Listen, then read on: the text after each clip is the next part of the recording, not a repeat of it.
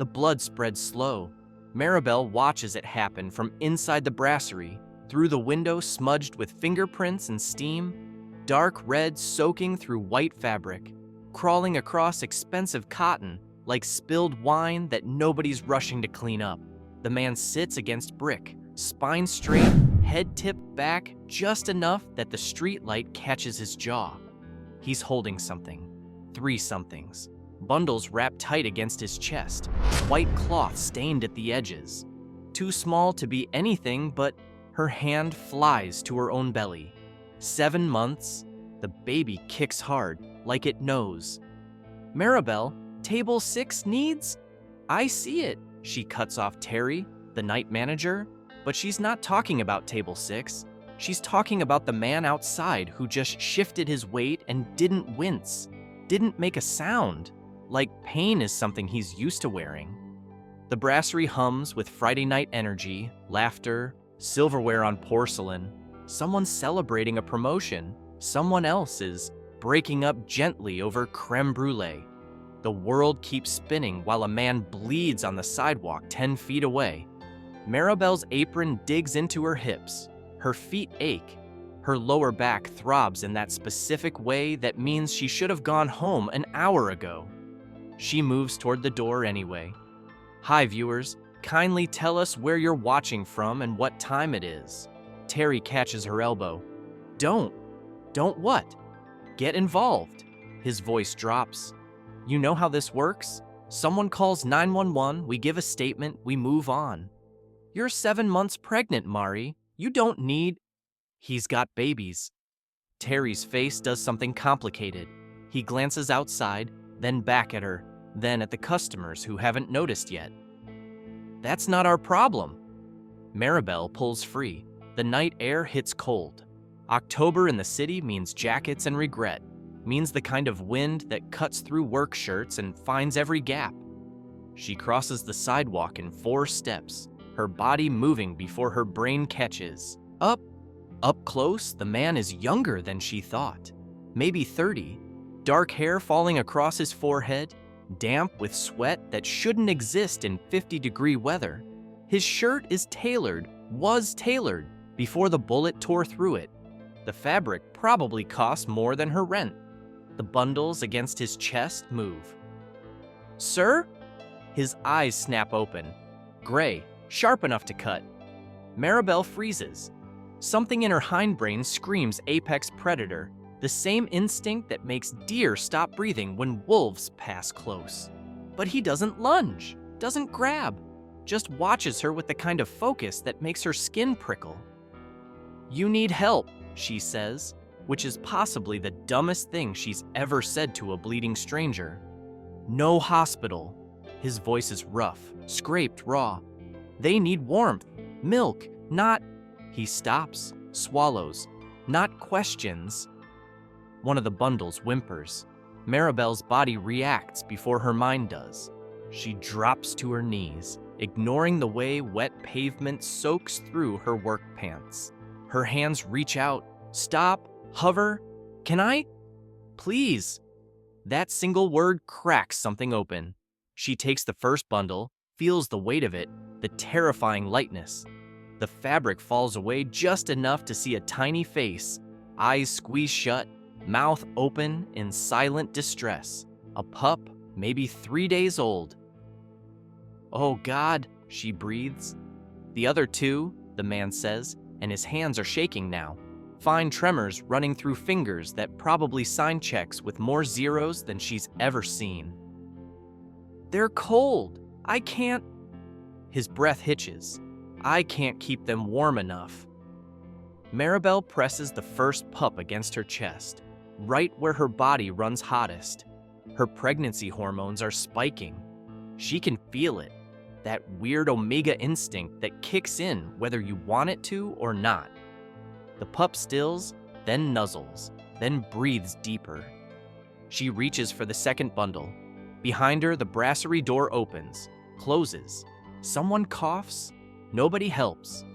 The man's eyes track past her shoulder, noting who stops, who stares, who keeps walking.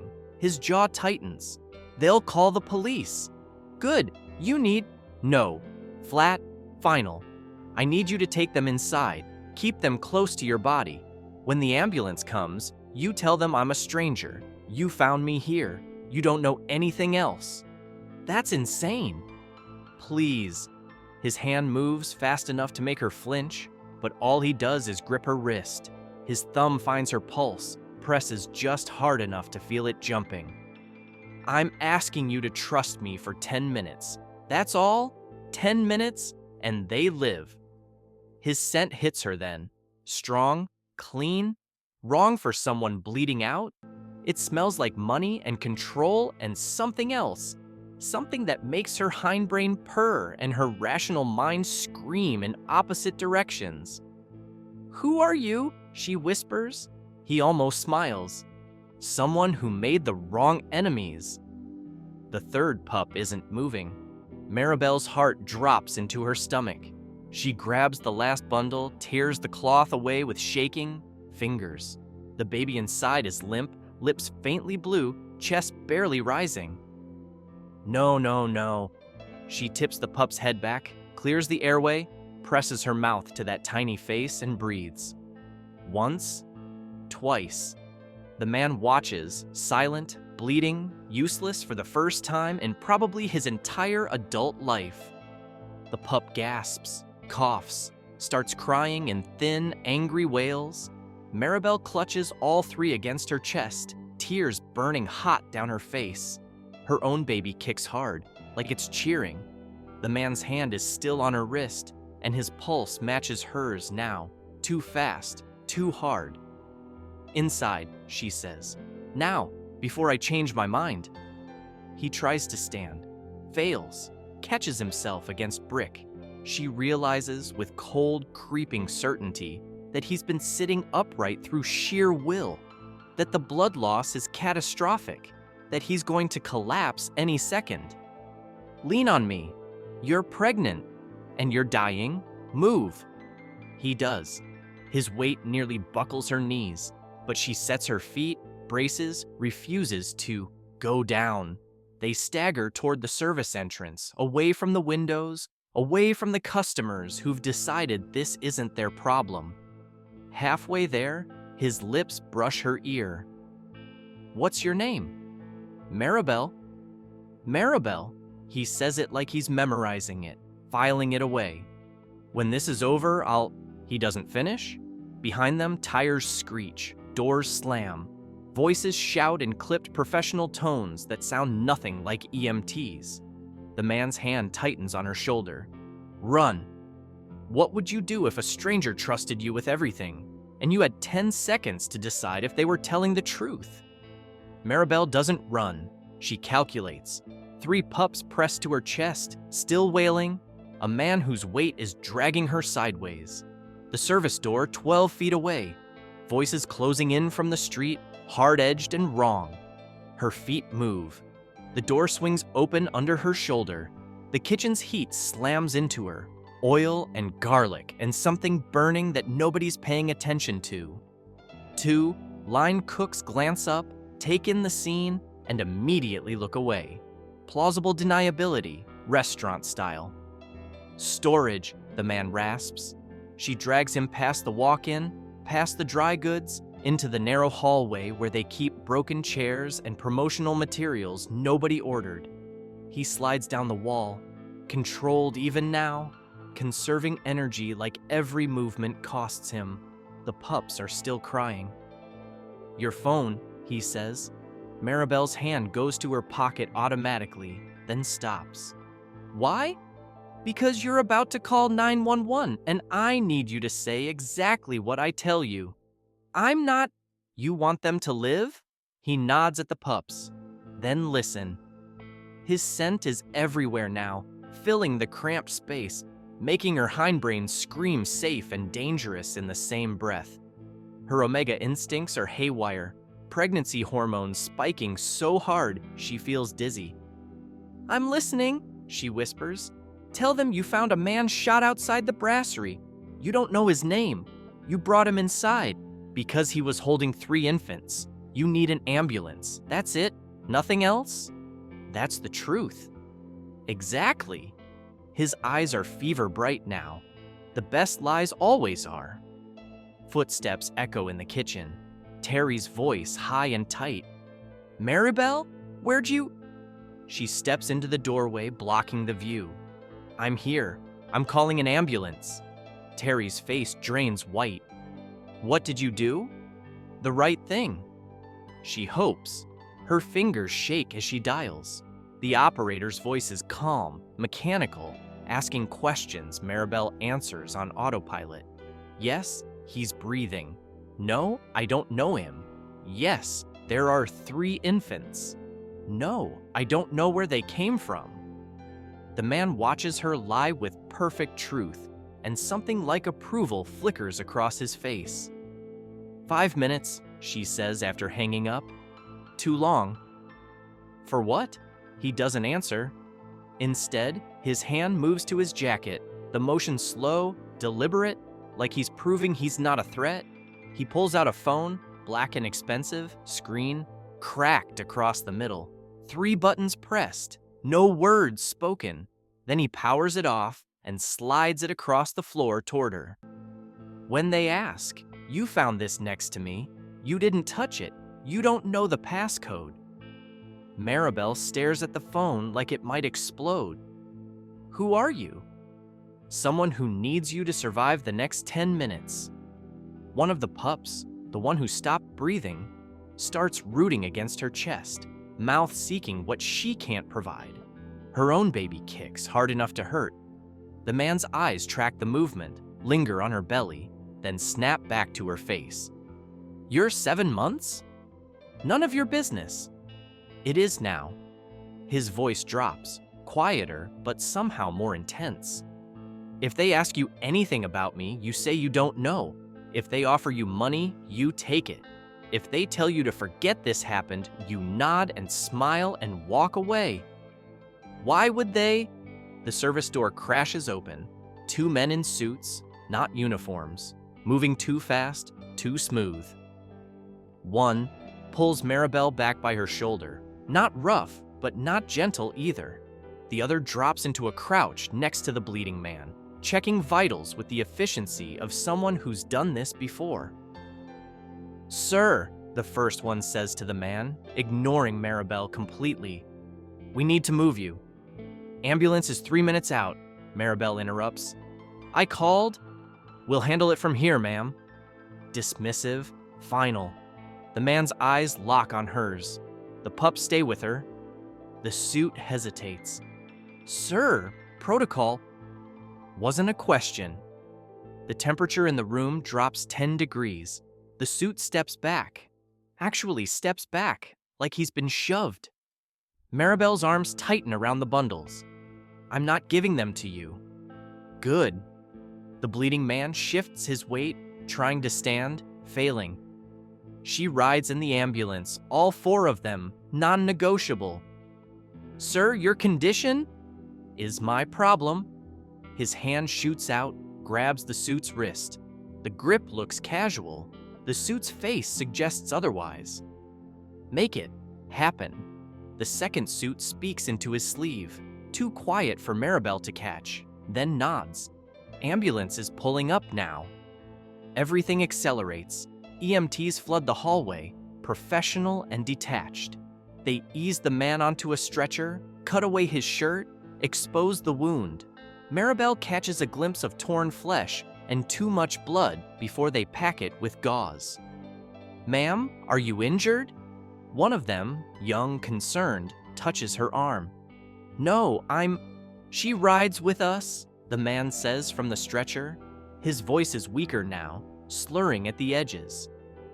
Her and the infants? Doctor's orders? You're not a doctor, sir. I'm paying your salary, close enough. The EMT looks like he wants to argue, catches sight of the suit standing too close, and swallows whatever he was going to say. Fine. But she sits in the jump seat. Infants stay secured. Maribel follows them out through the kitchen, past the dining room where customers are starting to notice, past Terry who's already on the phone with someone, probably the owner, probably her termination notice. She doesn't care. The ambulance is bright and cold and smells like antiseptic. They secure the pups in a specialized carrier, vitals monitored, temperatures stabilizing. Maribel sits across from the stretcher, watching the man's chest rise and fall in shallow, determined breaths. His eyes find hers in the chaos. "What's your last name?" he asks. "Rowe." "Maribel Rowe." He says it like a promise, like a threat. "I won't forget." The ambulance lurches forward. Sirens scream. The city blurs past in streaks of light and shadow. One of the EMTs leans close to the man. "Sir, we need your name for intake." The man's eyes drift shut. "John Doe." "Sir, John Doe." The EMT gives up. Maribel watches the monitor above the man's head, heart rate climbing, blood pressure dropping. He's crashing, and he knows it, and he's still conscious through sheer spite. "Why didn't you leave them?" she whispers, his eyes open, gray and sharp and utterly certain. "Because some things are worth dying for." The monitor flatlines. Do you believe him? Or is this the moment everything changes? The hospital swallows them whole. Fluorescent lights, industrial tile, the smell of bleach trying to cover what bleach can't touch. They wheel the man, John Doe apparently, straight into trauma. Maribel gets diverted to a family waiting area with plastic chairs and a television nobody's watching. The pups are taken. "Wait, just for examination, ma'am." A nurse with tired eyes and purple scrubs. "We need to make sure they're stable. You'll get them back." Maribel's arms feel empty, wrong. Her body hasn't caught up to the fact that the weight against her chest is gone. She sits because standing seems impossible, puts her hand on her belly, counts kicks until the number stops meaning anything. 15 minutes pass, then 30. A doctor appears, Indian, mid-40s, radiating the kind of calm that comes from delivering bad news, professionally. "Ms. Rowe?" She stands too fast. The room tilts. "The infants are stable, underweight, mildly hypothermic, but responsive to treatment. We'll keep them overnight for observation." "And the man?" The doctor's expression shifts. "Are you family?" "No." "Then I can't." "Is he alive?" A pause. "He's in surgery." That's not an answer. Maribel knows it. The doctor knows she knows. They stare at each other across the gap where privacy laws live. "Can I see the pups?" "In a few hours. Right now, we need to ask you some questions." Of course they do. The questions come from a woman in business casual, hospital administrator maybe, or social services. She has a tablet and a smile that doesn't reach her eyes. "Walk me through what happened." Maribel recites the script. "Found him outside. Don't know his name. 3 infants. Called 911. The woman types, nods, asks the same questions 3 different ways, like Maribel might slip up. She doesn't. "Did he say anything about the children's mother?" "No." "Did he indicate why he had them?" "No." "Did he seem—" The woman pauses, choosing words carefully. "Stable? Mentally?" Maribel thinks about the way he stayed conscious through blood loss that should have killed him, the way he commanded those suits with a look, the way his scent made her body respond in ways that had nothing to do with logic. "He seemed like someone trying not to die," she says. The woman makes a note. "We'll need to contact child services. Standard procedure for abandoned infants."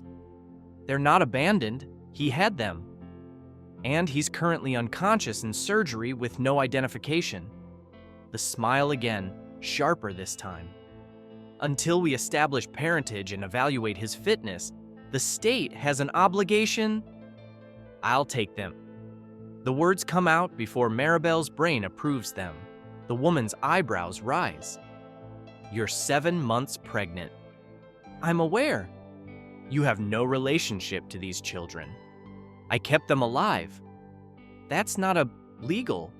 "Then make it legal." Maribel leans forward. You said yourself you need to evaluate. Evaluate them with me.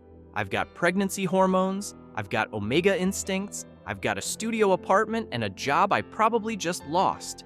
But I've got more than whatever group home you're about to stick them in. The woman studies her. You understand this would be temporary until we locate next of kin, or? I understand. More typing, more questions, forms that Maribel signs without reading because her hands won't stop shaking. Finally, the woman leaves, and Maribel is alone again with plastic chairs and muted CNN. She closes her eyes, opens them to find a man standing 3 feet away. Not a doctor, not hospital staff. Suit, dark gray, tailored within an inch of its life. He's maybe 50, black, with silver threading his temples and the kind of presence that makes people move without being asked. Ms. Rowe, not a question. Do I know you? No, but I know you. He sits without invitation, close enough that she has to fight the urge to scoot away. My employer wanted me to check on your well-being. Your employer? The gentleman you assisted tonight. A pause. He's out of surgery, stable. Relief hits so hard, Maribel tastes copper. They wouldn't tell me. They don't know who to tell. The man's smile is professional, empty. He hasn't woken up yet. When he does, he'll need time to recover.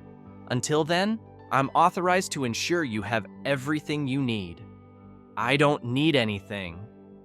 You need a job. You need medical coverage. You need legal representation if Child Services pushes back on your fostering request. He slides a business card across the chair arm. Heavy stock, embossed lettering, just a name, Marcus Webb, and a phone number. You need someone who can make problems disappear. Maribel stares at the card. Who is he? Someone who values loyalty. That's not an answer. It's the only one you're getting tonight. Marcus stands, adjusts his cuffs. The pups will be cleared for release in 6 hours. A car will be waiting to take you home. Your apartment building will have a new security system installed by morning. Your rent for the next 6 months is paid. I didn't agree to... You saved his life. This is gratitude, not negotiation. He walks away before she can argue. His footsteps echo down the hallway, measured and certain, like a man who's never been told no. Maribel looks at the business card, flips it over. On the back, in handwriting that's too elegant for a rushed note. Thank you. Her fingers tighten around the card hard enough to crease it. She should tear it up, throw it away, forget this entire night happened. Instead, she tucks it into her bra, right next to her heartbeat. 2 hours later, they let her see the pups. They're in the NICU, bundled in heated blankets, monitors beeping soft and steady.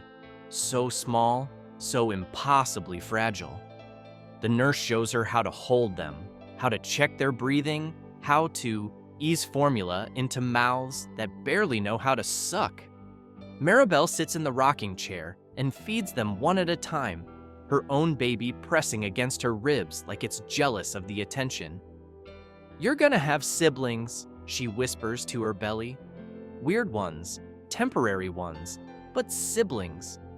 The pup in her arms, the one who stopped breathing, opens his eyes. Gray, just like his father's. Maribel's breath catches. She traces the tiny face, the slope of his nose, the stubborn set of his jaw even at 3 days old. Features she'll recognize if she ever sees them again. When she sees them again. Because she knows somehow that the man in surgery 3 floors up isn't done with her. He's barely started. The pup's hand closes around her finger, grip surprisingly strong. She thinks about Marcus Webb's card, about rent paid in advance, about security systems and gratitude that feels more like obligation. She thinks about the way the man's eyes locked on hers before he flatlined. Some things are worth dying for, and she wonders what exactly he thinks she's worth. What happens when someone repays a debt you never agreed to collect? The pup won't let go. Maribel tries to ease her finger free, gently, carefully, the way the NICU nurse showed her. But those tiny fingers clench tighter, like letting go means falling, means cold, means alone. "Okay," she whispers. "Okay, I'm here." She's been here for 6 hours. The vinyl rocking chair has molded to her spine, and her tailbone is numb, and her own baby is furious about the lack of space. But every time she tries to stand, one of the triplets starts fussing, and her body responds before her brain can argue. Omega instincts, pregnancy hormones, stupidity, all three probably. The NICU is quiet except for monitors and the soft hiss of oxygen. It's 4 a.m., that dead zone where hospitals feel like ghost ships, staffed by the exhausted and the desperate. Maribel fits both categories. A nurse checks on her every hour. Same questions. How are you feeling? Do you need water? Are you sure you don't want to rest? Maribel shakes her head every time. She can't explain why leaving feels wrong. Why the thought of these three alone in plastic bassinets makes her chest tight. They're not hers. She's got her own kid arriving in 2 months. She's got no job, no partner, no business playing savior. But that tiny hand is still wrapped around her finger, and she's not moving. The door opens, not a nurse this time. Marcus Webb steps into the NICU like he owns it. Maybe he does, for all Maribel knows. Same suit, somehow unwrinkled despite the hour. Same expression that gives nothing away. "Ms. Rowe, visiting hours? Don't apply to me." He glances at the triplets, at her finger trapped in that small fist, and something almost soft crosses his face. He's awake. Maribel's heart stumbles. The man? He's asking for you. Why? Marcus doesn't answer, just waits, patient and immovable, like time bends around people. With enough money. Maribel looks down at the pup. "I can't just... The nurses will watch them. They're stable." "That's not..." "He's on the 4th floor, room 427. You have 10 minutes before his doctor intervenes." Marcus checks his watch. "I suggest you don't waste them." He leaves. The door swings shut with a soft click that sounds too much like a closing trap. Maribel carefully, so carefully, extracts her finger. The pup whimpers but doesn't wake. She tucks him back into the bassinet, checks the other two, and forces herself to stand. Her legs shake. She ignores them. The elevator takes forever. The 4th floor is quieter than the NICU, darker, heavier with the weight of people who might not make it to morning. Room 427 is at the end of the hall, door half open, spilling yellow light onto linoleum. Maribel stops in the doorway. The man, John Doe, is propped up in bed, chest wrapped in enough bandages to supply a small war.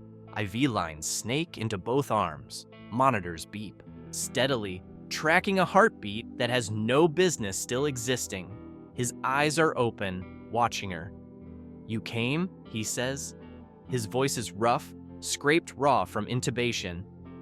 "Marcus said you asked." "I did." Maribel steps inside but doesn't approach. Keeps the visitor's chair between them like a barrier. "Why?" "To say thank you." "You already did. Paid my rent, remember? Hired someone to watch me like I'm evidence?" His mouth quirks, not quite a smile. "You are evidence." "Of what?" He doesn't answer immediately, just studies her with that same sharp focus from the sidewalk, the kind that makes her feel dissected. Then his gaze drops to her belly, lingers, returns to her face. "Of the fact that good people still exist," he says quietly, "even when they shouldn't." Maribel's throat tightens. "Don't do that." "Do what?" "Make this about morality. You're not a philosopher bleeding out on principle. You're..." She stops, recalibrates. "You're someone with enough power to pay off my landlord in the middle of the night. Someone who makes hospital administrators nervous. Someone who had 3 pups and a bullet wound and still gave orders like a... She doesn't finish. Can't finish. Because the word sitting on her tongue is too big, too dangerous, too late to unsay. His expression shifts, something like approval, something like resignation. Like a what? He asks softly. Maribel swallows, like someone used to being obeyed. Close enough, the monitors beep, the IV drips. Outside the window, the city is waking up. Delivery trucks and early commuters and people who didn't spend the night in a hospital wondering how their lives became someone else's problem. The pups, the man says. They're stable? For now. You're fostering them. Not a question. Maribel's jaw tightens. How do you... Marcus is efficient. He shifts in bed, winces, refuses to acknowledge pain. I need to know they're safe while I... Another wince, deeper this time. Handle things. What things? Nothing you need to worry about. You're in my life now. That makes it my worry. His eyes sharpen. I'm not in your life. I'm a debt being repaid. By stalking me? By protecting you. I don't need... Yes, you do. His voice drops, loses the rough edges, becomes something colder. The people who did this, he gestures vaguely at his chest, don't stop. They don't forget. And they saw you. Maribel's stomach drops. What? The sidewalk, the brasserie. You think nobody noticed? He leans forward despite the pain, despite the monitor's screaming warnings. You saved my life. That makes you a target. Then why did you let me? I didn't let you do anything. You chose. His hand moves, fast, too fast for someone who flatlined 6 hours ago, and catches her wrist before she can step back. His thumb finds her pulse again, presses just hard enough to count the beats. And now, I'm choosing to keep you alive. His scent hits her full force. Overwhelming, wrong. It smells like control and violence wrapped in expensive cologne, and her omega instincts are screaming conflicting instructions. Let go, she whispers. He does, immediately, like her word is law. Maribel stumbles back, pulse hammering, skin still warm where he touched. I don't want your protection. Too bad. You can't just... I can. He settles back against the pillows, exhausted now, the adrenaline fading. And I will. Marcus will coordinate with you. The pups stay in your care until I'm cleared to. He stops, closes his eyes. Until I can handle them myself. They're not cargo. I know. Then treat them like I am. His eyes open, and for just a second, Maribel sees something raw underneath the control, something that looks like grief. I'm keeping them away from me. That's the kindest thing I can do right now. Footsteps in the hallway, a nurse's voice, professional and firm. Sir, you need to rest? The man's expression shudders, smooths into blankness. Thank you for coming, Ms. Rowe. Dismissed? Maribel should leave, should run, should take the pups and disappear into whatever city service program handles complicated messes like this. Instead, she hears herself ask, "What's your real name?" He almost smiles. Does it matter? Yes. A pause. The nurse is closer now, almost at the door. Riven, he says quietly. Riven Calder. The name lands like a punch. Maribel knows that name. Everyone in the city knows that name. Shipping magnate, philanthropist, the kind of wealth that comes with buildings named after you and scandals that disappear overnight. The kind of man who doesn't bleed on sidewalks, except he did. Get some rest, Ms. Rowe, Riven says, and his voice is gentle now, almost kind. You're going to need it. The nurse bustles in, checks his vitals, adjusts the IV. Maribel backs toward the door, mind spinning, heart racing. She makes it to the elevator before she realizes what he said. Not thank you, not goodbye. You're going to need it. Like this is just beginning. Like she's already part of something she can't walk away from. The elevator doors close, and Maribel sees her reflection in the polished steel, exhausted, pregnant, holding a business card she should have thrown away hours ago. She looks like someone who just made a terrible mistake, or the best decision of her life. She doesn't know which scares her more. How do you walk away from someone who just made you complicit in a war you didn't know existed? The car waiting outside the hospital is black, expensive, and driven by someone who doesn't make eye contact. Maribel stands on the curb, 3 pups in a hospital-issued carrier, her own baby doing gymnastics against her ribs. The driver opens the rear door without a word. Interior leather, tinted windows, the kind of silence that costs extra. She should call a rideshare. She gets in the car. The city looks different at dawn, softer, less sharp around the edges. They glide through empty streets, past buildings that won't wake up for another hour, past people who live in the margins of normal schedules. Maribel's apartment is in Riverside, the kind of neighborhood where gentrification is still a rumor, where corner stores sell Lucy's and Hope. The building is old brick, fire escape zigzagging up the facade like scars. The driver parks. "Wait," Maribel says. "How do you know where I—" He's already out, opening her door, reaching for the carrier. She jerks it back. "I've got it." He nods, doesn't argue, pulls a phone from his jacket and types something one-handed. "What are you—" "Confirming delivery." "I'm not a package." "No, ma'am." His expression doesn't change. "You're an asset." The word sits wrong. Maribel climbs out, carrier balanced awkwardly against her hip, and heads for the entrance. The door buzzes open before she touches it. Inside, the lobby looks the same. Cracked tile, mailboxes with broken locks, the smell of cooking and mildew. But there's a new camera above the entrance. And another at the elevator. And someone, male, 20s, athletic build, sitting in the chair by the stairs with a newspaper he's definitely not reading. Maribel's hands tighten on the carrier.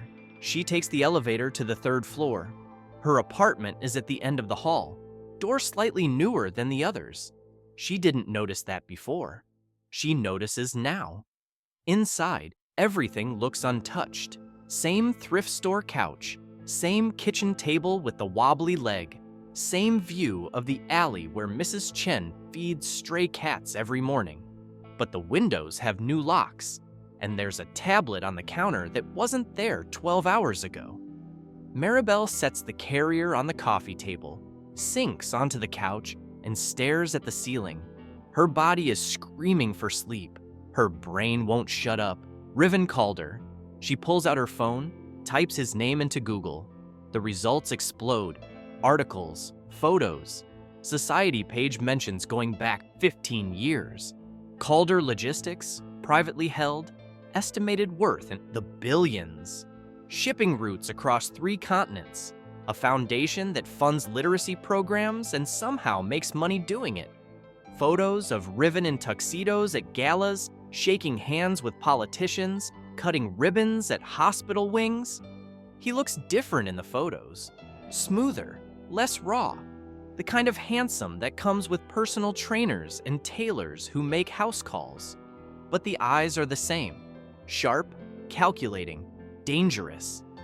Maribel scrolls deeper, finds a photo from 8 months ago, Riven with a woman, blonde, stunning, her hand on his arm at some charity function.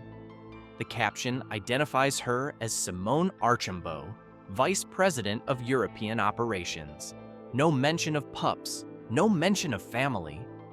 Maribel switches to recent news. Nothing, no shooting, no hospital admissions, no scandal. It's like last night didn't happen. She sets the phone down, looks at the 3 pups sleeping in their carrier. One of them, the gray-eyed one who grabbed her finger, stirs. His mouth opens in a silent cry. Maribel lifts him out, cradles him against her chest, and he settles immediately. Her own baby kicks in response, "This is temporary," she whispers to both of them, "just until he's better. Then they go back, and we go back to normal." The words taste like lies. The tablet on the counter lights up. Maribel ignores it. It lights up again. And again. Finally, she crosses the kitchen and picks it up. A message on the screen, white text on black. "Security team is in place. Do not leave the building without notifying Marcus. Groceries will be delivered at 10 a.m.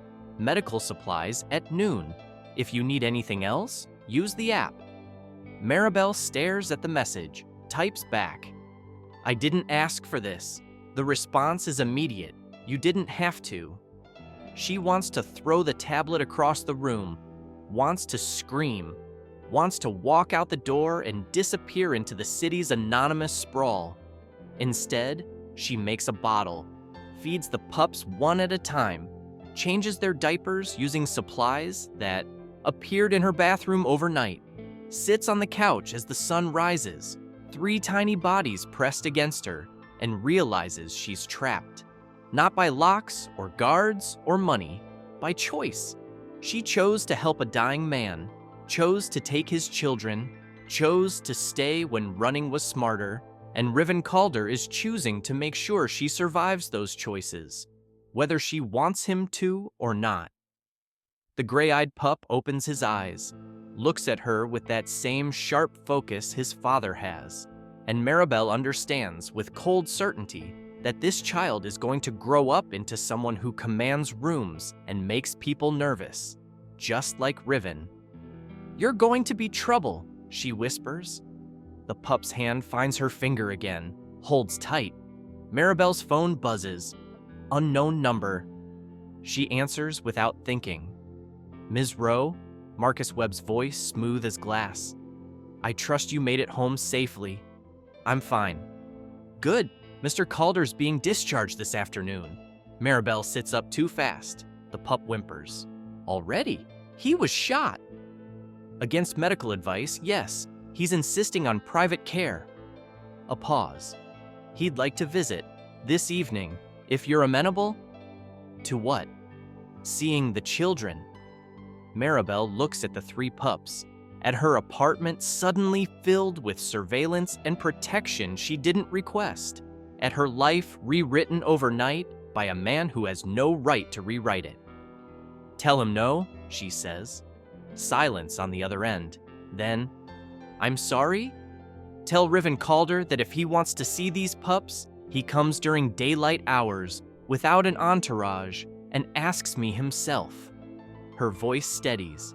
"I'm not his employee. I'm not his asset. And I don't take orders from men who think gratitude is the same as ownership." More silence, then something that might be a laugh. "I'll relay the message, Ms. Rowe." "You do that." She hangs up, sits in the sudden quiet, heart pounding, wondering what she just started. The tablet lights up one more time. A single word. Noted. Maribel smiles, despite herself. She's still trapped, but at least now the trap knows she has teeth. When does protection become a cage? And what happens when you bite the hand that built it? The knock comes at 2 in the afternoon. Not evening, not dark. Daylight streaming through windows that now have locks Maribel didn't pay for. She's on the couch, one pup nursing from a bottle, the other 2 sleeping in a nest of blankets she constructed from every soft thing in the apartment. Her own baby is quiet for once, like it knows to behave during tense moments. Maribel doesn't move. The knock comes again, softer this time, almost polite. She sets the bottle down, eases the pup into the blanket nest, and crosses to the door. The new peephole, also installed overnight, shows her exactly what she expected. Riven Calder alone, wearing jeans and a black sweater that probably cost more than her couch. No suit, no Marcus, no entourage. He looks terrible, pale, hollow-eyed, moving like every breath costs him. Maribel opens the door but doesn't step back. "You came yourself," she says. "You told me to." "Most men don't listen." His mouth quirks. I'm not most men. I noticed. She glances past him at the hallway, empty. Where's your security detail? Downstairs, making Mrs. Chen nervous. He leans against the doorframe, casual, except Maribel can see the white-knuckle grip he has on the wood. May I come in? She should say no. Steps aside instead. Riven moves past her slowly, taking in the apartment with the same sharp focus he uses for everything. His gaze lingers on the pups, softens, then snaps back to her face. You made a nest, he says quietly. They like being close. Triplets usually do. He doesn't approach them, just stands in the middle of her cramped living room, looking simultaneously out of place and completely certain. Thank you for taking them. You already thanked me, paid my rent, installed cameras. That wasn't thanks, that was necessity. Maribel crosses her arms. Explain the difference. Riven's eyes sharpen. He shifts his weight, winces, refuses to acknowledge pain. The people who shot me wanted the pups, not to raise, to sell. The words hit like cold water. Sell, Maribel repeats. Omega pups, rare genetics, triplets. His voice is flat, clinical, like he's discussing cargo manifests. On certain markets, they're worth more than I could spend in a lifetime. Maribel's stomach turns. You're telling me that keeping them visible means keeping them alive, that you being seen with them, documented with them, makes them worthless to traffickers. He pauses. You're not just fostering, you're a shield. You used me. I gave you a choice. You made it. That's not... It is. Riven takes a step closer, just one.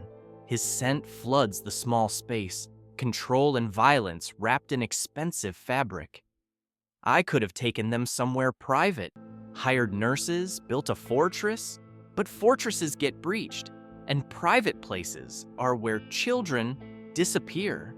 Maribel's hands drop to her sides. So I'm what? A human decoy? You're a witness, an Omega with her own pregnancy, fostering 3 pups she found with a stranger. Nothing suspicious, nothing worth investigating. His gaze holds hers. Nothing worth killing. The logic is airtight. Maribel hates how much sense it makes. What happens when they come for you again? She asks. They won't.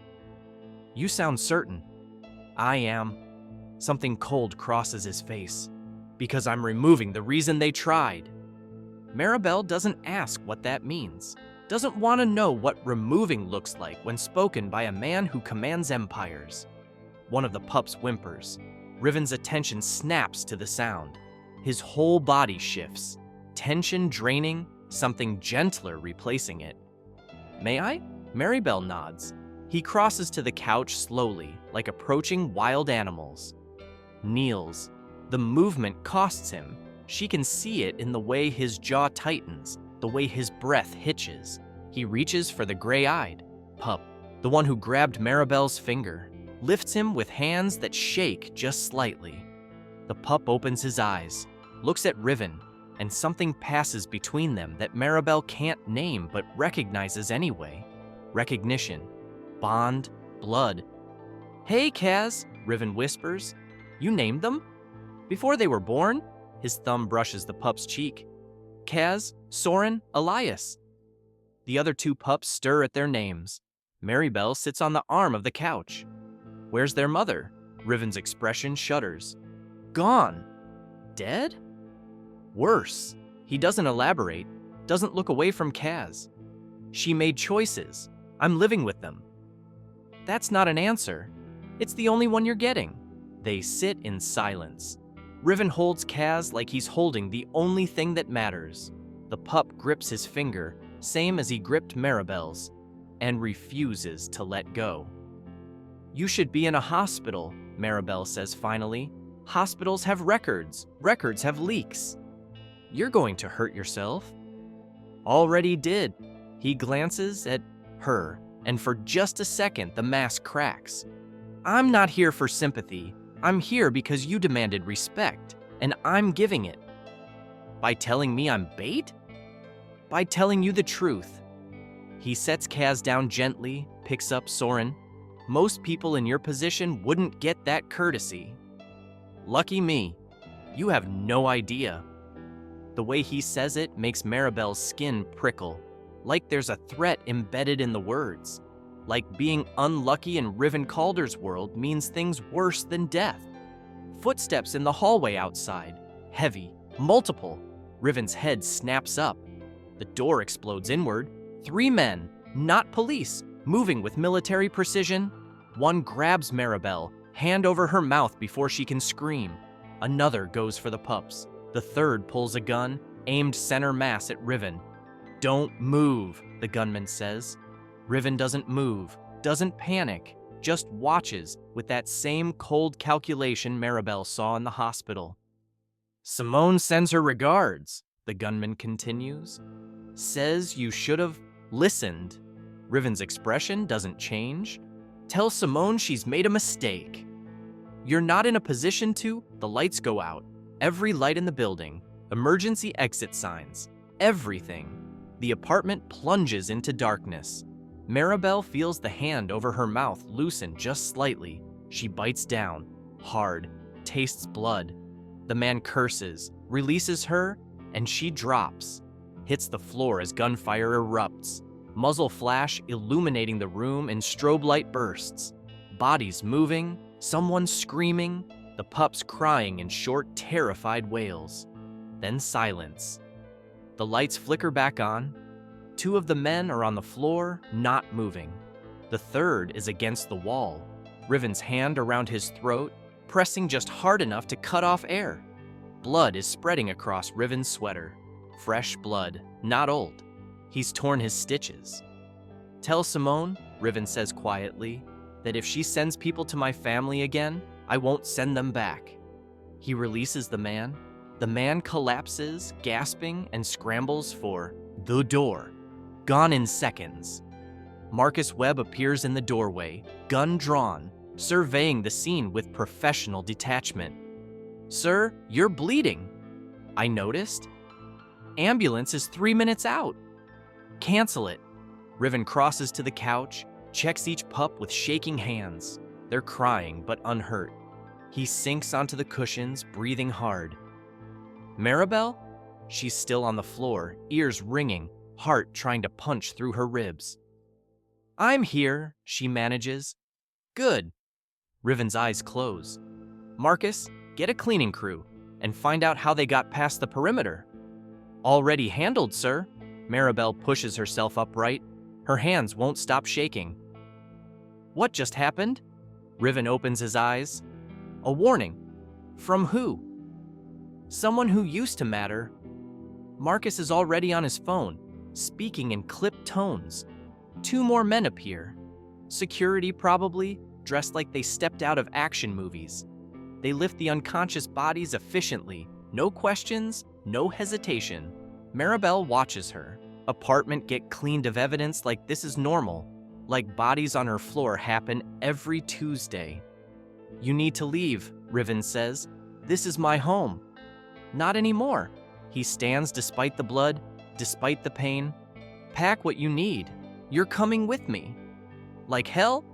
Maribel. He crosses to her, moves into her space, and his voice drops to something almost gentle. They know where you live. They know you matter. Staying here means dying here. You don't own me. I'm protecting you. By dragging me deeper into whatever war you're fighting?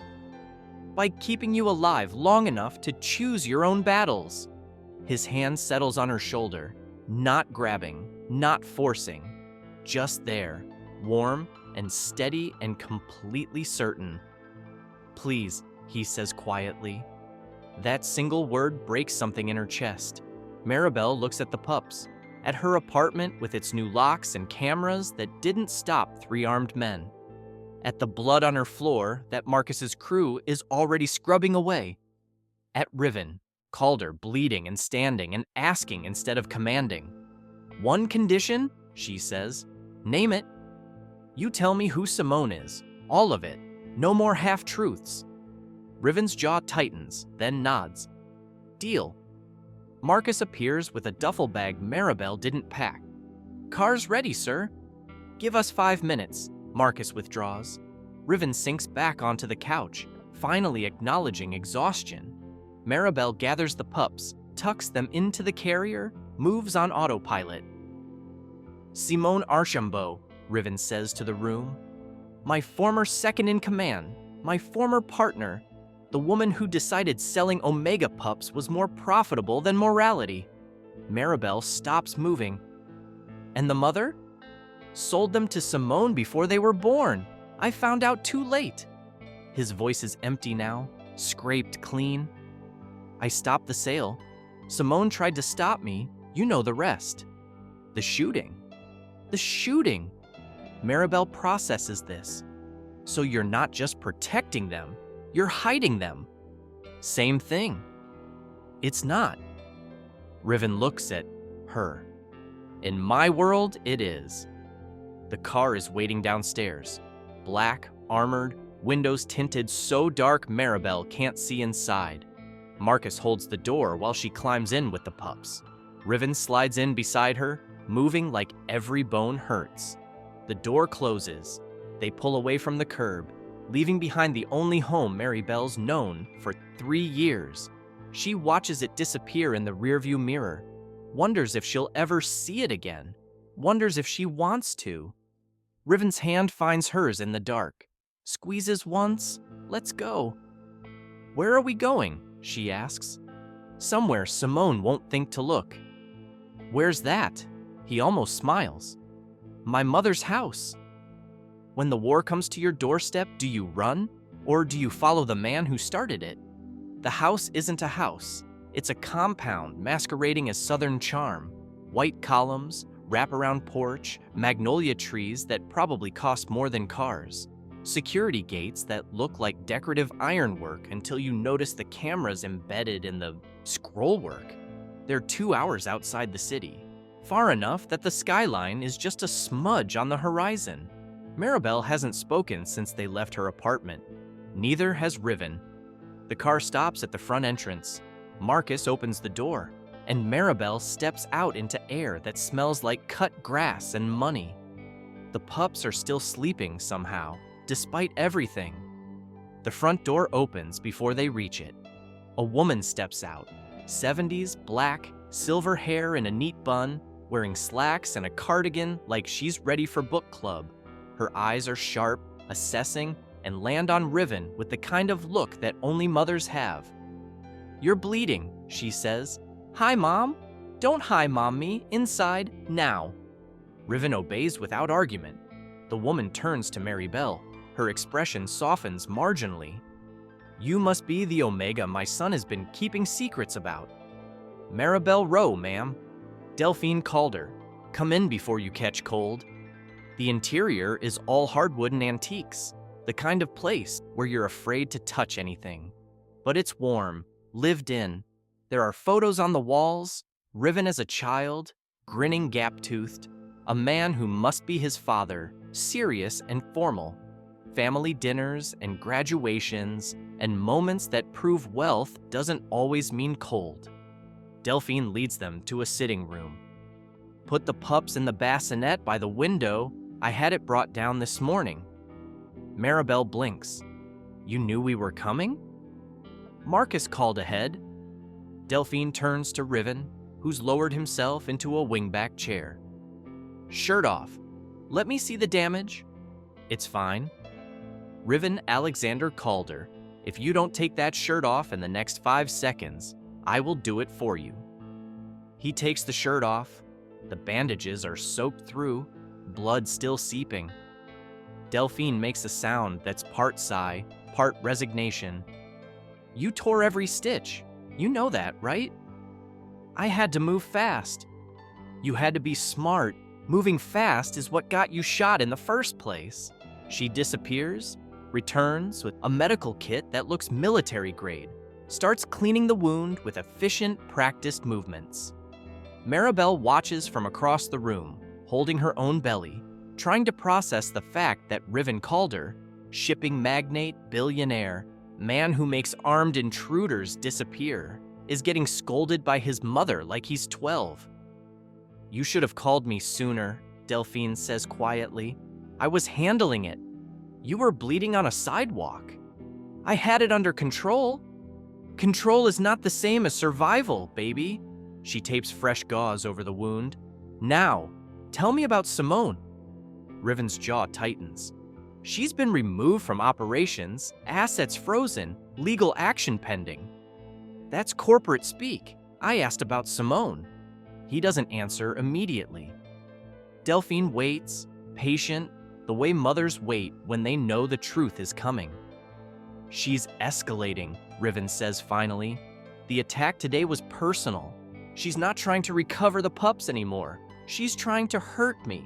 And this girl. Delphine nods toward Maribel. She's caught in the middle. She saved my life. So you brought her into your war. I gave her a choice. Delphine's eyes narrow. Did you? Or did you arrange circumstances so the only choice was the one you wanted? Riven doesn't answer. Maribel speaks up. He told me the truth. Eventually. Both Calders turn to look at her. About the pups, about Simone, about why I'm here. Maribel straightens. I could have said no. I didn't. Delphine studies her for a long moment, then nods. You've got spine. Good. You'll need it. She finishes with Riven's bandages, packs up the kit. The guest suite is ready. 2 bedrooms, shared bath. I assume you'll want to keep the pups close. Yes, ma'am, Maribel says. Dinner is at 6. Riven, you're resting until then. No arguments. Delphine pauses at the door. And Maribel? Welcome. I'm sorry it's under these circumstances. She leaves. The room feels bigger without her. Riven leans back in the chair, eyes closed, breathing carefully. My mother likes you. How can you tell? She didn't interrogate you. That's approval in her language. Maribel sits on the sofa, exhaustion finally catching up. Your mother knew about the pups. I called her from the hospital, told her everything. Everything? Simone, the trafficking ring, the fact that I dismantled half my company to stop it. He opens his eyes. My mother doesn't do surprises well. Neither do I. A ghost of a smile. I've noticed. They sit in silence. The pups sleep. Outside, birds are singing like the world isn't complicated. How long do we stay here? Maribel asks. Until it's safe. When's that? When Simone is no longer a threat? And if that takes months? Years? Riven looks at her. Then it takes months, years, however long. I can't put my life on hold. You already did, the moment you knelt on that sidewalk. His voice is gentle but firm. I'm not saying it's fair, I'm saying it's true. Maribel wants to argue, wants to scream, wants to walk out and reclaim whatever normal looked like before bleeding strangers and triplet pups. But Kaz chooses that moment to wake up, opens those gray eyes that match his father's, reaches for her, and Maribel understands with quiet certainty that normal is gone. This is her life now. She crosses to the bassinet, lifts Kaz, feels his small hand wrap around her finger. Riven watches from the chair. I meant what I said, about gratitude. I know, and about protection. I know that too. And he stops, starts again. And I won't let them hurt you. Any of you. The way he says it makes Maribel believe him, which might be the most dangerous thing of all. Marcus appears in the doorway. Sir, we've confirmed 3 more Simone operatives in the city. They're looking for Ms. Rowe. Riven stands despite the pain. Lock down all entry points. Double perimeter surveillance. I want reports every hour. Already done. Good. Riven crosses to Maribel, stands close, enough that she has to tilt her head back to meet his eyes. You're safe here. I promise. You can't promise that. Watch me. He leaves with Marcus, already issuing orders, already 10 steps ahead. Maribel sits in the quiet house holding a pup that isn't hers, carrying a baby that is, living in a compound owned by a man who rewrites reality when it doesn't suit him. She should be terrified. Instead, she feels something else, something that might be trust, or might be the beginning of something far more complicated. Kaz yawns, settles against her chest, falls back asleep like none of this matters. Maribel wishes she could do the same. How long can you live in someone else's fortress before you forget you ever had your own? Dinner is tense, not because of the food. Delphine's cook has prepared enough to feed 12 people, not because of the setting. The dining room is warm, candles flickering, classical music playing softly, because Riven won't stop checking his phone. Put it away, Delphine says. I'm waiting for... Whatever you're waiting for can wait until after we eat like civilized people. Riven sets the phone down, face up, screen visible. Delphine sighs but doesn't push. Maribel picks at her plate. The pups are upstairs in the guest suite, monitored by cameras Riven insisted on installing personally. Her own baby is doing gymnastics, uncomfortable with the rich food. So, Delphine says, addressing Maribel, tell me about yourself. What did you do before my son turned your life upside down? I worked at the brasserie, floor supervisor. And before that? Different restaurants, same job. Maribel sets her fork down. I'm good at reading people, knowing what they need before they ask. Omega instinct. Survival instinct. Delphine's smile is approving. Smart girl. Too many people confuse the two. Riven's phone lights up.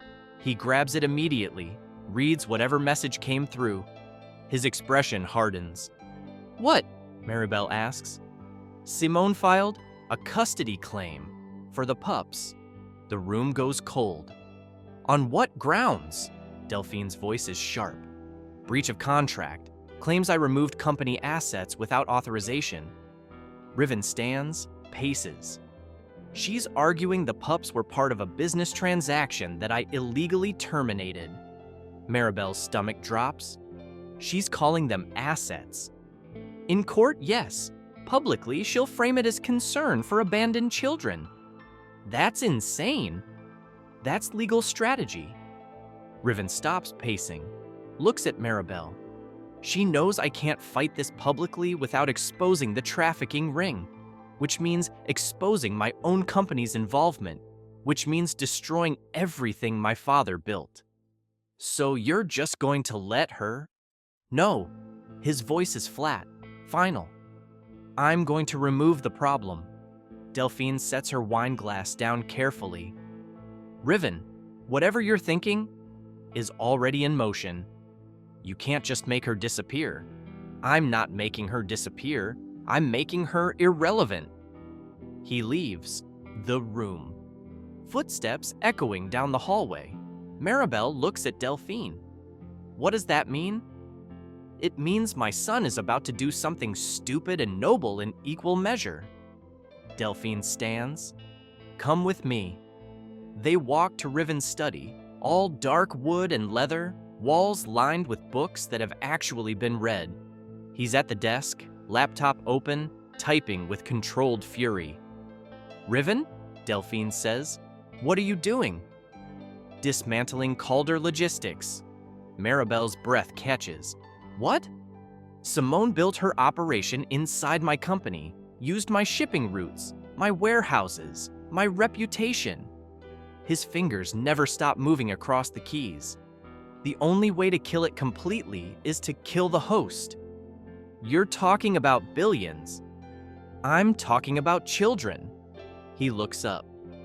How many pups do you think Simone moved through my company before I found out? 10? 20? How many families destroyed because I was too busy building an empire to notice the rot inside it? That's not your fault. It is now. He returns to typing. I'm liquidating assets, selling routes to competitors, dissolving partnerships. By morning, Calder Logistics will cease to exist as a functional entity. Delphine moves to the desk. And what about your employees? The people who depend on severance packages, 6 months minimum, references. I'm not punishing people for my failures. You're punishing yourself. I'm fixing my mistakes. Maribel watches this, mind spinning. What happens to Simone?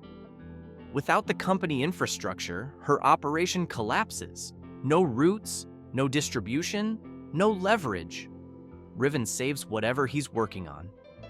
She becomes a criminal without resources, which makes her the authorities' problem, not mine.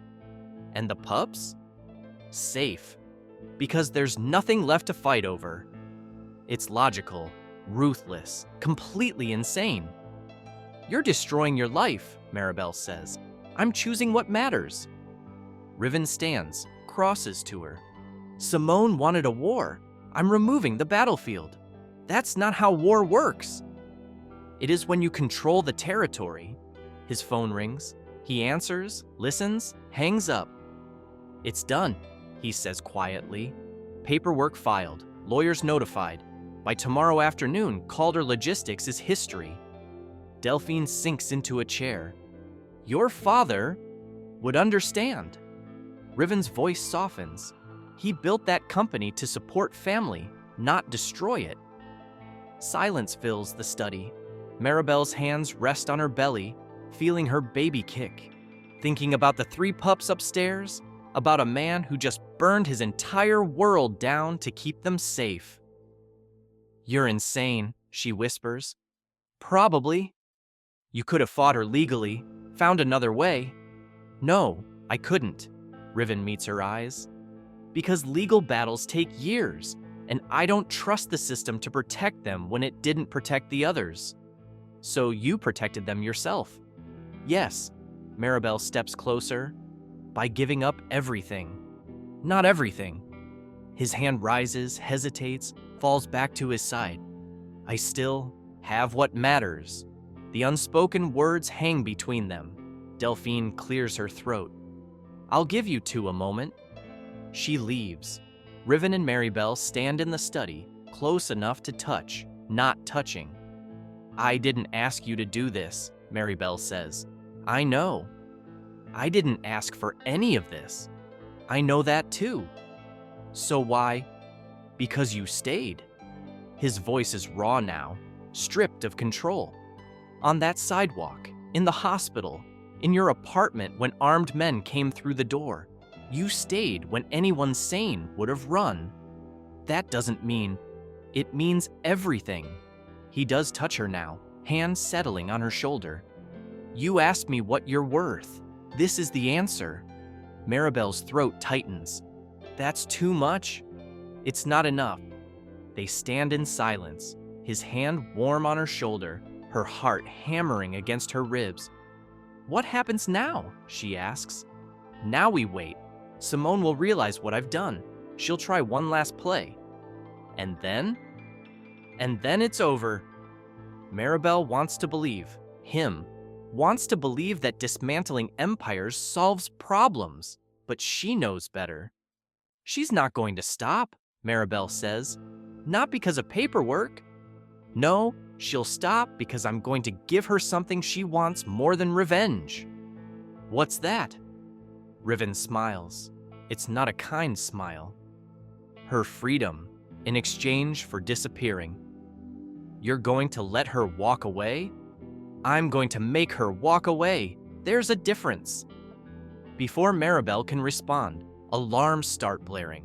Red lights flash in the hallway. Marcus's voice crackles over an intercom.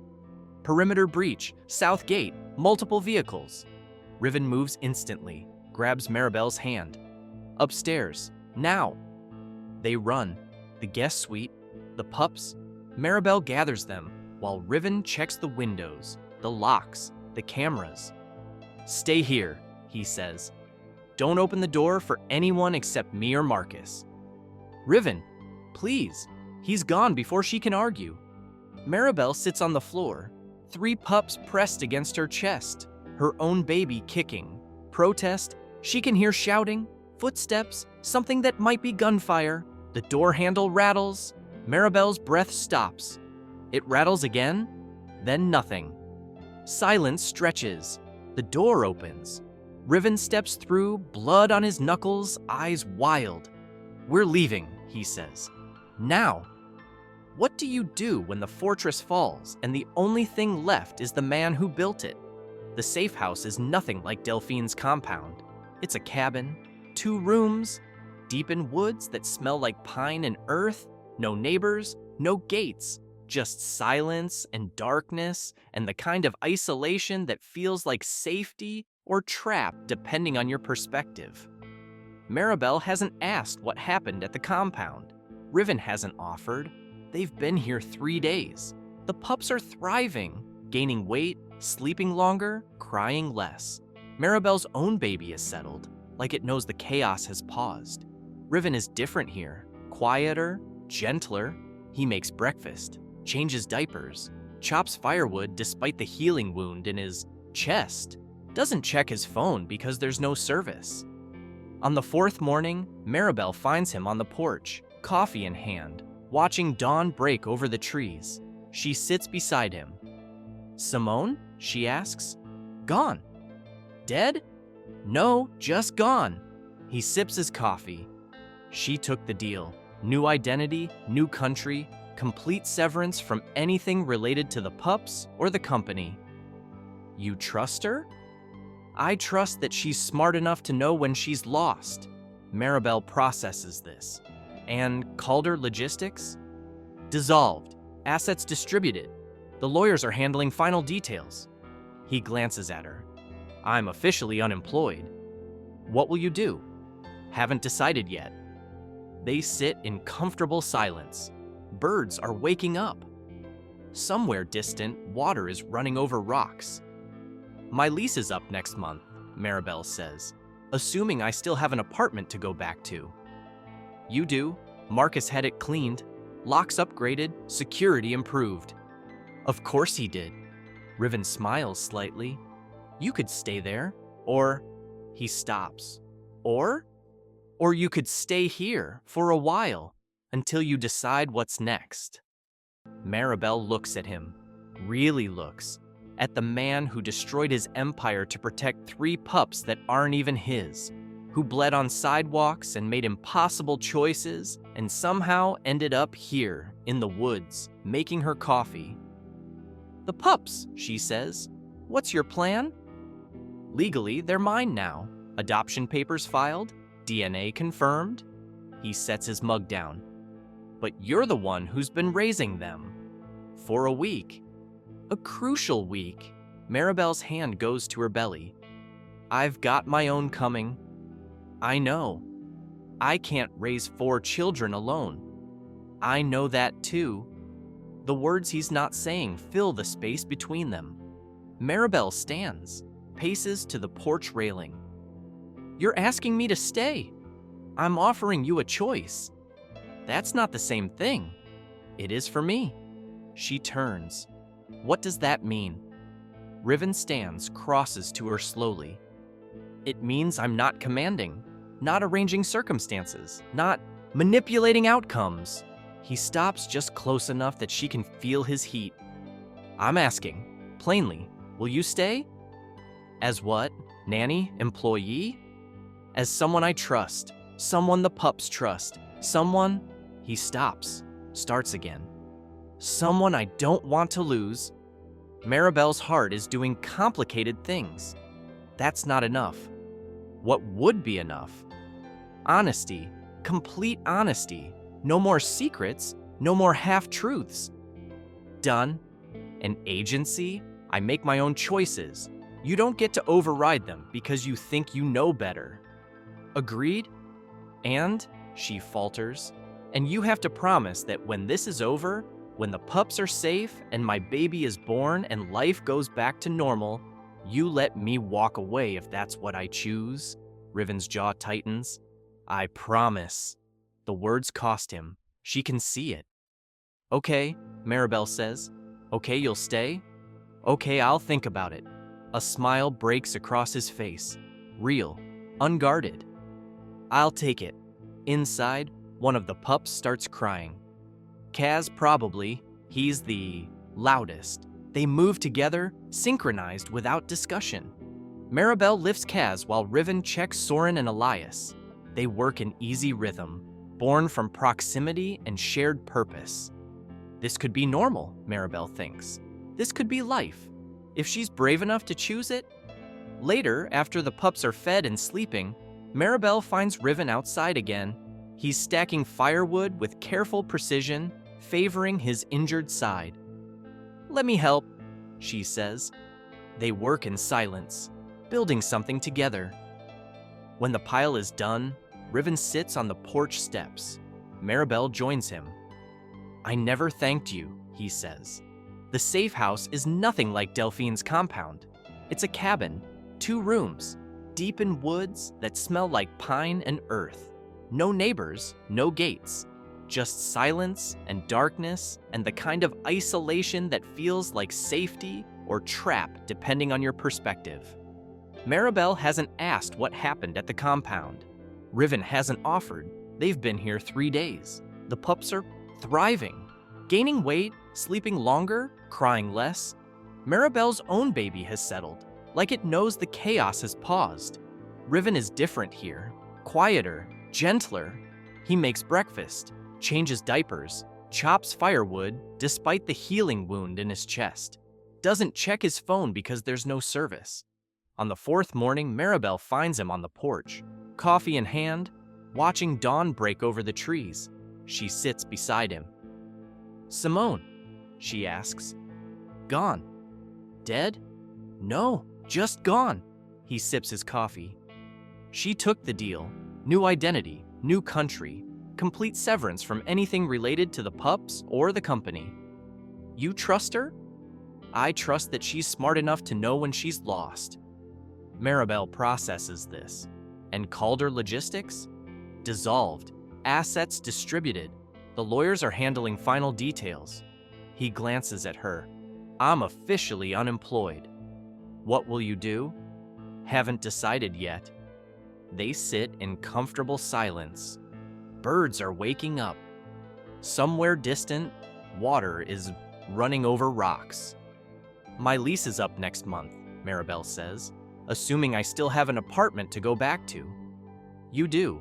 Marcus had it cleaned, locks upgraded, security improved." "Of course he did." Riven smiles slightly. "You could stay there, or..." He stops. Or you could stay here, for a while, until you decide what's next." Maribel looks at him, really looks, at the man who destroyed his empire to protect 3 pups that aren't even his, who bled on sidewalks and made impossible choices and somehow ended up here in the woods making her coffee. "The pups," she says. "What's your plan?" "Legally, they're mine now. Adoption papers filed, DNA confirmed." He sets his mug down. "But you're the one who's been raising them." "For a week." "A crucial week." Maribel's hand goes to her belly. "I've got my own coming." "I know. I can't raise 4 children alone." "I know that too." The words he's not saying fill the space between them. Maribel stands, paces to the porch, railing. "You're asking me to stay. I'm offering you a choice." "That's not the same thing." "It is for me." She turns. "What does that mean?" Riven stands, crosses to her slowly. "It means I'm not commanding, not arranging circumstances, not manipulating outcomes." He stops just close enough that she can feel his heat. "I'm asking, plainly, will you stay?" "As what? Nanny? Employee?" "As someone I trust, someone the pups trust, someone..." He stops, starts again. "Someone I don't want to lose." Maribel's heart is doing complicated things. That's not enough. What would be enough? Honesty, complete honesty. No more secrets, no more half-truths. Done. And agency, I make my own choices. You don't get to override them because you think you know better. Agreed. And she falters. And you have to promise that when this is over, When the pups are safe and my baby is born and life goes back to normal, you let me walk away if that's what I choose. Riven's jaw tightens. I promise. The words cost him. She can see it. Okay, Maribel says. Okay, you'll stay? Okay, I'll think about it. A smile breaks across his face. Real, unguarded. I'll take it. Inside, one of the pups starts crying. Kaz probably, he's the loudest. They move together, synchronized without discussion. Maribel lifts Kaz while Riven checks Soren and Elias. They work in easy rhythm, born from proximity and shared purpose. This could be normal, Maribel thinks. This could be life, if she's brave enough to choose it. Later, after the pups are fed and sleeping, Maribel finds Riven outside again. He's stacking firewood with careful precision, favoring his injured side. Let me help, she says. They work in silence, building something together. When the pile is done, Riven sits on the porch steps. Maribel joins him. I never thanked you, he says. Properly. You paid my rent, called off assassins, destroyed your company. I think we're past thank you. Not for that. He looks at her. For seeing me as human on that sidewalk. You could have walked past, called 911 and stayed inside, but you knelt down and asked if I needed help. Maribel remembers the blood, the bundles, those gray eyes locking onto hers. You had babies, she says simply. Most people wouldn't have cared. Then most people are wrong. Riven's hand finds hers, squeezes gently. Stay, not because you owe me, not because the pups need you. Stay because you want to. Maribel looks at their joined hands, at the cabin behind them, at the woods stretching endlessly, at the possibility of building something new from the wreckage of everything else. Ask me again, she whispers, in a month, when my head is clearer. I will. They sit together as afternoon fades to evening, hands linked, breathing synchronized, 3 pups sleeping inside and 1 still growing. The world feels smaller here, safer, like maybe, just maybe, they've found something worth protecting. 2 months later, Maribel goes into labor during a thunderstorm. Not dramatic movie labor, no screaming, no panic. Just her water breaking while she's feeding Elias at 3 in the morning, calm realization flooding through her body. Riven, she calls. He appears in the doorway instantly, hair disheveled, wearing the flannel pants she bought him because his silk pajamas were ridiculous for cabin life. It's time, he asks. It's time. They've prepared for this. Delphine arrived yesterday with a midwife, a competent woman named Sarah who's delivered half the babies in the county. The plan is solid, the room is ready. Maribel is terrified anyway. Riven takes Elias, settles him in the bassinet with his brothers, then returns to Maribel. What do you need? Don't leave. I won't? He doesn't. Labor is long, painful, nothing like the books described. Maribel grips Riven's hand hard enough to bruise while Sarah coaches her through contractions. Delphine manages the triplets, keeping them fed and quiet in the next room. 16 hours. After her water breaks, Maribel's daughter enters the world. Small, perfect, lungs that work immediately and loudly. She's got opinions, Sarah says, smiling as she places the baby on Maribel's chest. Maribel can't speak, can only stare at this tiny person she's been carrying, now real and warm and crying against her skin. Hey, baby girl, she whispers. I'm your mom. The crying stops. Dark eyes, not gray like Kaz's, brown like Maribel's, blink open, looking, searching, finding. She's beautiful, Riven says softly. Maribel glances at him. He's standing close, face filled with something tender and awed, like he's witnessing a miracle. Want to hold her? Maribel asks. I shouldn't. Riven, hold her. He does, carefully, like she's made of glass. The baby studies his face with serious concentration. "Hi, little one," Riven murmurs. "Welcome to the chaos." Delphine appears in the doorway, triplets secured in their carrier. "A girl?" "A girl," Maribel confirms. "What's her name?" Maribel hasn't decided, has a list, but none of the names felt right when she was pregnant. Now, watching Riven hold her daughter with such careful reverence, watching this man who destroyed everything to protect children that weren't his, she knows. "Hope," she says. "Her name is Hope." Riven's eyes snap to hers. "Maribel, Hope Rowe, because that's what you gave me, on that sidewalk, in the hospital, here." Her voice steadies. "Hope that people can change, that the world isn't just cruelty and transactions, that sometimes strangers become family." Delphine wipes her eyes. Sarah busies herself with cleanup. Riven stands frozen, holding Hope like she's the most precious thing he's ever touched. "Thank you," he says quietly. "For what? For staying? For trusting me? For..." He looks down at Hope. "For this." The next 3 days are exhaustion and joy in equal measure. 4 babies under one roof means sleep becomes theoretical. Riven and Maribel move in synchronized chaos. Feeding, schedules, diaper changes, soothing crying that always seems to start chain reactions. Delphine stays for a week, helping, teaching, making sure Maribel recovers properly. Then she leaves with promises to visit monthly. "You're good for him," she tells Maribel at the door. "My son needed someone who sees him as human, not empire." "He did that himself," Maribel says. "The empire part." "But you gave him a reason to."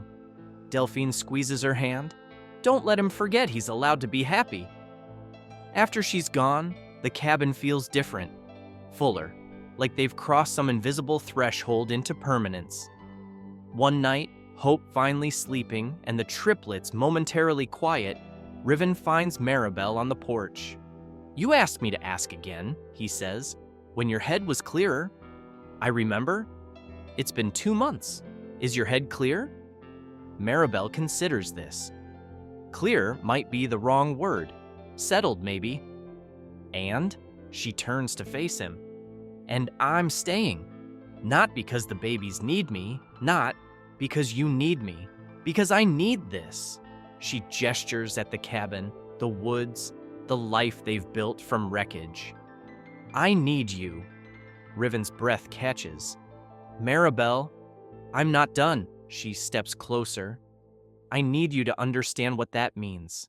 I'm not your employee, not your charity case, not the Omega who saved your life and gets to live in your orbit. I never thought. I'm your equal, your partner, the person who chooses you every day, not because you've arranged circumstances, but because I want to." Her hand settles over his heart. "Can you accept that?" "Yes." No hesitation. "Yes." "Then ask me properly." Riven smiles, takes her hand. "Maribel Rowe, will you build this life with me? Not as obligation or debt, but as choice. Will you let me choose you back?" "Yes." The kiss is soft, tentative, like they're both learning what this means. Inside, a baby starts crying, then another, then all 4 in sympathetic chorus. They break apart, laughing. "Welcome to forever," Maribel says. "Worth it," Riven replies. They go inside together, feed babies, change diapers, collapse onto the couch in exhausted tandem. Hope sleeps on Maribel's chest. Kaz, Soren, and Elias are sprawled in their bassinet. The cabin is warm, safe, theirs. "What do we do now?" Maribel asks. "We live." Riven's arm settles around her shoulders. "We raise these 4 humans. We figure out what comes next. Together. No more wars? No more wars. No more enemies? Just dirty diapers and sleep deprivation." Maribel laughs. Her hand finds his. Their fingers interlace like they've been doing this forever. "Thank you," she whispers. "For what?" "For asking, for choosing, for being human enough to bleed on sidewalks." Riven presses a kiss to her temple. Thank you for stopping. Outside, the storm has passed. Stars are emerging. The world is vast and complicated and full of people making impossible choices. But here, in this cabin, 4 babies sleep and 2 adults hold each other, and something new is growing. Not empire, not obligation, just family. The hardest, most fragile, most essential thing humans can build. And they're building it together, one day at a time. Sometimes the best things in life start with strangers, bloodstains, and the courage to kneel down when everyone else walks past.